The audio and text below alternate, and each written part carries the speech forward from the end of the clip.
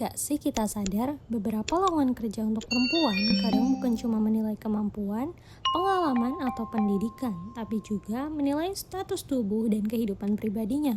Misalnya, harus belum menikah, tidak sedang hamil, atau belum punya anak. Sekilas terlihat seperti syarat biasa, padahal dari sinilah terlihat bahwa tubuh perempuan masih sering dianggap sebagai risiko dalam dunia kerja. Tapi yang jadi masalah, cuti melahirkan yang seharusnya melindungi pekerja perempuan justru sering dilihat sebagai beban oleh perusahaan. Akibatnya, perempuan usia produktif dianggap lebih beresiko karena bisa hamil, melahirkan, dan nanti akhirnya mengambil cuti panjang. Dari sinilah muncul syarat-syarat seperti tidak sedang hamil, tidak sedang program hamil, atau belum punya anak. Dan karena itulah di video ini kita bisa melihat bahwa kebijakan cuti melahirkan dan cuti ayah bukan cuma soal fasilitas perusahaan, tapi juga bagian dari relasi gender, negara, dan kewargaan. Selanjutnya akan kita jelaskan lebih lengkap pada video ini. Masalah ini berangkat dari cara masyarakat memandang kerja perempuan, di mana dalam masyarakat patriarkal, kerja produktif di kantor itu sering dianggap lebih bernilai dibanding kerja reproduktif seperti hamil, melahirkan, menyusui, dan juga mengasuh anak. Padahal tanpa kerja reproduktif, masyarakat dan ekonomi juga tidak bisa berjalan. Namun, beban pengasuhan masih lebih banyak dilekatkan kepada perempuan. Ketika perempuan masuk ke dunia kerja, mereka tetap dibayangkan sebagai calon ibu, calon istri, ataupun pengasuh utama dalam keluarga. Akibatnya, perempuan di usia produktif sering dinilai berisiko karena dianggap bisa hamil, cuti melahirkan, ataupun malah mengurus anak. Nah, dari sinilah diskriminasi dalam rekrutmen dan juga karir muncul. Kalau dilihat dari sisi kebijakan, Indonesia sudah memiliki Undang-Undang Nomor 4 Tahun 2024 tentang kesejahteraan ibu dan anak pada fase 1000 hari pertama kehidupan. Dalam UU ini, pekerja perempuan berhak mendapatkan cuti melahirkan paling singkat 3 bulan pertama dan dapat diperpanjang paling lama 3 bulan berikutnya apabila terdapat kondisi khusus. Untuk ketentuan upah, pekerja perempuan berhak mendapatkan upah penuh pada 3 bulan pertama dan bulan keempat, lalu 75% upah pada bulan kelima dan keenam. Artinya, secara normatif, negara sudah mengakui bahwa kehamilan, melahirkan, dan pemulihan setelah melahirkan membutuhkan perlindungan. Namun masalahnya terlihat ketika kita membandingkannya dengan cuti ayah. Dalam UU yang sama, suami atau ayah hanya mendapatkan hak cuti untuk mendampingi istri melahirkan atau keguguran selama 2 hari dan dapat ditambah paling lama 3 hari berikutnya atau sesuai kesepakatan.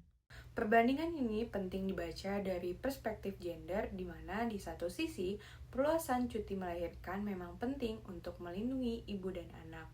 Namun, di sisi lain, cuti ayah jauh lebih pendek menunjukkan bahwa pengasuhan masih lebih banyak ditempatkan sebagai tanggung jawab ibu. Akibatnya, perempuan tetap lebih mudah diasosiasikan dengan urusan domestik, sementara laki-laki tetap diposisikan sebagai pekerja utama. Jadi, kebijakan yang terlihat melindungi perempuan tetap perlu dibaca secara kritis. Perlindungan maternitas memang penting, tetapi kalau tidak diimbangi dengan cuti ayah dan dukungan pengasuhan yang memadai, beban pengasuhan tetap akan menumpuk pada perempuan. Untuk memahami persoalan ini, kami menggunakan konsep rezim gender. Rezim gender dapat dipahami sebagai pola aturan, norma, dan praktik sosial yang membentuk pembagian peran antara laki-laki dan perempuan. Dalam konteks dunia kerja, rezim gender terlihat ketika perempuan dianggap lebih dekat dengan peran domestik, sedangkan laki-laki dianggap lebih ideal sebagai pekerja penuh waktu. Nah itu, kebijakan cuti sebenarnya bukan hanya urusan administrasi perusahaan. Kebijakan cuti juga mencerminkan bagaimana negara dan perusahaan mengatur tubuh, keluarga, dan kerja. Ketika cuti melahirkan dianggap sebagai beban, tubuh perempuan dipandang sebagai resiko ekonomi. Disinilah rezim gender bekerja. perempuan diberi tanggung jawab besar dalam pengasuhan, tetapi justru bisa dihukum di pasar kerja karena dianggap menjadi ibu, membebankan perusahaan atau instansi tempatnya bekerja, yang nantinya cuti melahirkan atau maternity leave ini menjadi hal yang membebankan para perusahaan atau instansi tersebut. Contohnya bisa kita lihat dari syarat kerja seperti tidak hamil, belum menikah, ataupun belum punya anak.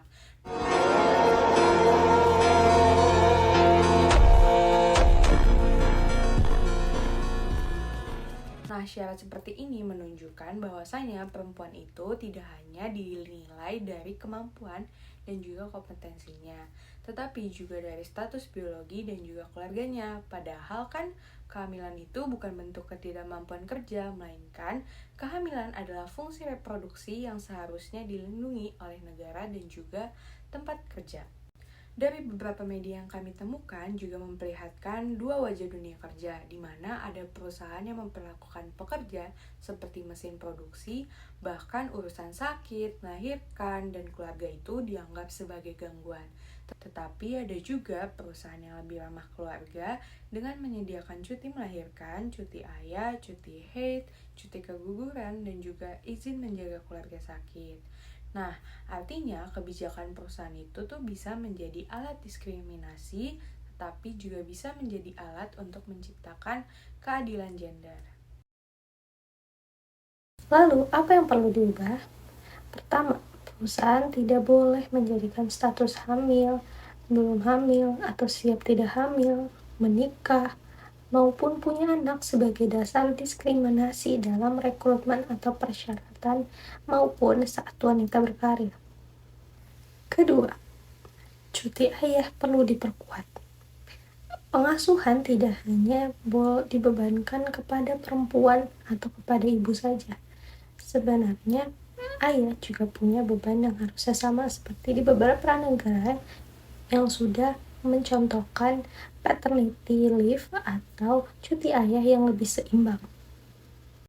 Ketiga, negara perlu memperkuat pengawasan terhadap lowongan pekerjaan dan praktik perusahaan yang diskriminatif, di mana perempuan tidak diperbolehkan untuk hamil atau program hamil atau lain sebagainya yang membuat perempuan sulit untuk bekerja dan mendapatkan pekerjaan. Keempat, perusahaan perlu menyediakan kebijakan ramah keluarga seperti ruang laktasi, daycare, fleksibilitas kerja pagi perempuan, terutama pada ibu, serta perlindungan bagi pekerja setelah cuti. Kelima, gender budgeting juga penting agar pengasuhan tidak dilihat sebagai beban pribadi perempuan, tetapi sebagai tanggung jawab sosial yang perlu didukung oleh kebijakan dan juga anggaran. Jadi, masalahnya bukan perempuan hamil yang mengganggu dunia kerja. Masalahnya adalah dunia kerja dan kebijakan publik belum sepenuhnya dirancang untuk mengakui bahwa reproduksi dan juga pengasuhan adalah tanggung jawab sosial. Cuti maternitas penting untuk melindungi ibu dan anak, tapi cuti paternitas juga penting agar laki-laki dan ayah ikut hadir dalam kerja pengasuhan. Selama pengasuhan hanya dilekatkan kepada perempuan dan hanya kepada ibu, maka perempuan akan terus rentan mengalami diskriminasi di pasar kerja. Karena itu, kebijakan kerja yang adil gender harus melihat pekerja bukan hanya sebagai tenaga produksi, tetapi juga sebagai manusia yang memiliki tubuh, keluarga, dan juga hak untuk hidup layak. Dengan begitu, dunia kerja tidak hanya menjadi tempat mencari nafkah, tetapi juga menjadi ruang yang lebih adil bagi semua gender.